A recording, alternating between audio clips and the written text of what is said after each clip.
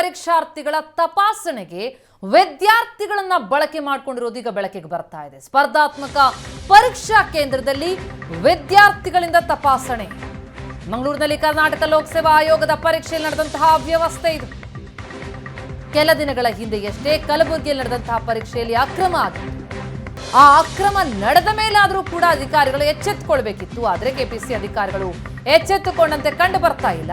ಸ್ಪರ್ಧಾತ್ಮಕ ಪರೀಕ್ಷೆಯಲ್ಲಿ ಕೆಪಿಎಸ್ಸಿ ಅಧಿಕಾರಿಗಳ ದಿವ್ಯ ನಿರ್ಲಕ್ಷ್ಯ ಇಲ್ಲಿ ಎದ್ದು ಕಾಣ್ತಾ ಇದೆ. ವಿದ್ಯಾರ್ಥಿಗಳಿಂದ ತಪಾಸಣೆ ಮಾಡಿಸಿದ್ದಾರೆ. ಪರೀಕ್ಷಾರ್ಥಿಗಳ ತಪಾಸಣೆಗೆ ವಿದ್ಯಾರ್ಥಿಗಳನ್ನ ಬಳಕೆ ಮಾಡಿಕೊಳ್ಳಲಾಗಿದೆ.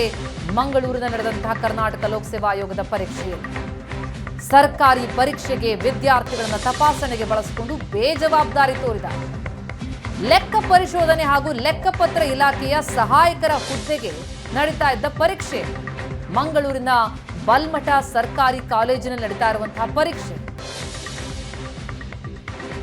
ಅಲ್ಲಿ ಪರೀಕ್ಷಾರ್ಥಿಗಳನ್ನ ತಪಾಸಣೆ ಮಾಡ್ತಾ ಇರೋದು ವಿದ್ಯಾರ್ಥಿಗಳು.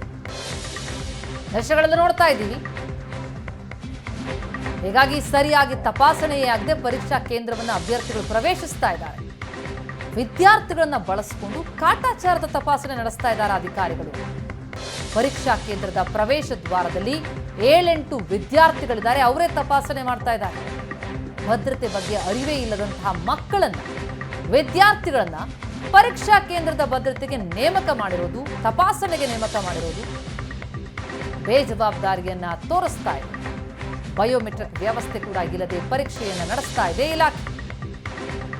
ಕಾಟಾಚಾರದ ತಪಾಸಣೆ ದೃಶ್ಯಗಳನ್ನು ನೋಡ್ತಿದ್ದೀವಿ.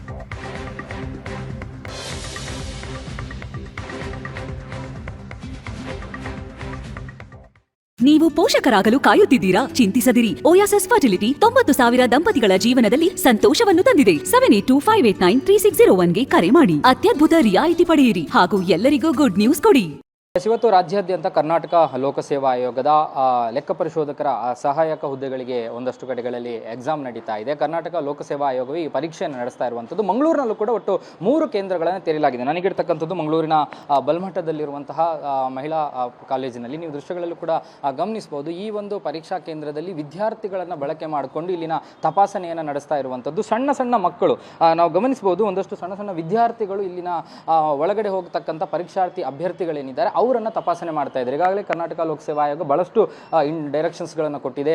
ಬಾಡಿ ಕ್ಯಾಮರಾಗಳು ಹೊಂದಿರಬೇಕು, CC ಕ್ಯಾಮರಾಗಳು ಕೊಠಡಿಗಳಲ್ಲಿ ಇರಬೇಕು, ಅದರ ಜೊತೆಗೆ ಫೇಸ್ ಡಿಟೆಕ್ಷನ್ ಮಾಡತಕ್ಕಂಥ ಒಂದಷ್ಟು ವ್ಯವಸ್ಥೆಗಳು ಕೂಡ ಇರಬೇಕು. ಆದರೆ ಈ ಮಕ್ಕಳಿಗೆ ಬಹುತೇಕ ಇಲ್ಲಿ ಇರುವಂಥ ವಿದ್ಯಾರ್ಥಿಗಳು, ಸಣ್ಣ ಸಣ್ಣ ಹುಡುಗರೇನಿದ್ದಾರೆ, ಅವರಿಗೆ ಬಹುತೇಕವಾಗಿ ಮೆಟಲ್ ಡಿಟೆಕ್ಟರ್ಗಳ ಬಳಕೆ ಕೂಡ ಅತ್ಯಂತ ಬಹಳ ದೊಡ್ಡ ಮಟ್ಟದಲ್ಲಿ ಗೊತ್ತಿರೋದಿಲ್ಲ. ಬಹಳ ಸರ್ಕಾರ ನಡೆಸುವಂಥ ಒಂದು ಇದು ಕಳೆದ ಬಾರಿ ನೋಡಿರಬಹುದು. ಅನೇಕ ಸರ್ಕಾರದ ಪರೀಕ್ಷೆಗಳಲ್ಲಿ ಈ ರೀತಿಯಾಗಿ ಅಕ್ರಮಗಳು ನಡೆದಿರುವಂಥದ್ದು. ಅನೇಕ ಮಂದಿ ಒಳಗಡೆ ಹೋಗುವಂಥ ಸಂದರ್ಭದಲ್ಲಿ ಅವರು ಬೇರೆ ಬೇರೆ ವಸ್ತುಗಳನ್ನು ತೆಗೆದುಕೊಂಡು ಹೋದರು, ಬೇರೆ ಬೇರೆ ವಸ್ತುಗಳನ್ನು ಅವರು ತೆಗೆದುಕೊಂಡು ಹೋಗಿದ್ರು. ಪರೀಕ್ಷೆಯಲ್ಲಿ ಅಕ್ರಮಗಳು ನಡೆದಿರುವಂಥ ಬಹಳ ದೊಡ್ಡ ಆರೋಪಗಳು ಕೇಳಿಬಂದಿತ್ತು.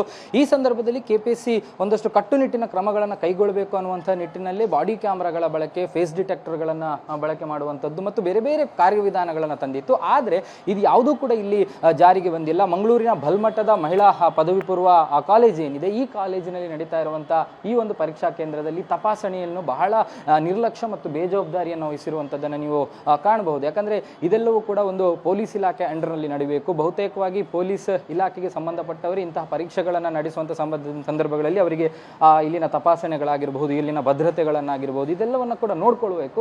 ಆದರೆ ಇಲ್ಲಿ ಮಕ್ಕಳು, ವಿದ್ಯಾರ್ಥಿಗಳು ಅಂತ ಸಣ್ಣ ಸಣ್ಣ ವಿದ್ಯಾರ್ಥಿಗಳು ಮಕ್ಕಳೇನಿದ್ದಾರೆ ಅವರು ಈ ರೀತಿಯಾದಂಥ ತಪಾಸಣೆಯಲ್ಲಿ ತೊಡಗಿಕೊಂಡಿರುವಂಥದ್ದು, ಇದು ಸರ್ಕಾರ ಎಷ್ಟರ ಮಟ್ಟಿಗೆ ನಿರ್ಲಕ್ಷ್ಯವನ್ನು ತಾಳಿದೆ ಅನ್ನುವಂಥದ್ದು ಇಲ್ಲಿ ಬಹಳ ಸ್ಪಷ್ಟವಾಗಿ ಕಾಣ್ತಾ ಇದೆ. ಒಟ್ಟು ಇದು ಸದ್ಯಕ್ಕೆ ಬಲ್ಮಠದಲ್ಲಿ ಬಂದಿರುವಂಥ ದೃಶ್ಯ. ಅದೇ ರೀತಿ ಬೇರೆ ಕಡೆಗಳಲ್ಲೂ ಕೂಡ ಇದೇ ರೀತಿಯಾದಂಥ ದೃಶ್ಯಗಳು ಇವೆ ಅನ್ನುವಂಥ ಮಾಹಿತಿ ಸದ್ಯಕ್ಕೆ ನಮಗೆ ಸಿಕ್ಕಿರುವಂಥದ್ದು. ಕ್ಯಾಮರಾ ಪರ್ಸನ್ ಅಶೋಕ್ ಜೊತೆ ಭರತ್ರಾಜ್, ಏಷ್ಯಾನೆಟ್ ಸುವರ್ಣ ನ್ಯೂಸ್, ಮಂಗಳೂರು.